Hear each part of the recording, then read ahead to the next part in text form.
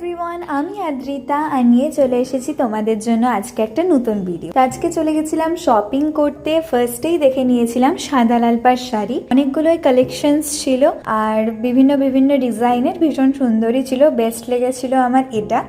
তারপরে চলে গেছিলাম অনেক অনেক লাল বেনারসি কালেকশন দেখার জন্য। তো ফার্স্টেই একটা দোকানে ঢুকে যাই, বাট সেখানে খুব একটা পছন্দ হয় না, তাই দ্বিতীয় একটা দোকানে চলে আসি। আর দেখতেই পাচ্ছ খুবই সুন্দর কালেকশন ছিল এখানেও, তবেও আমি একটু ইউনিক চাইছিলাম, তাই তারপর লাস্টে চলে যাই মহাবীরে।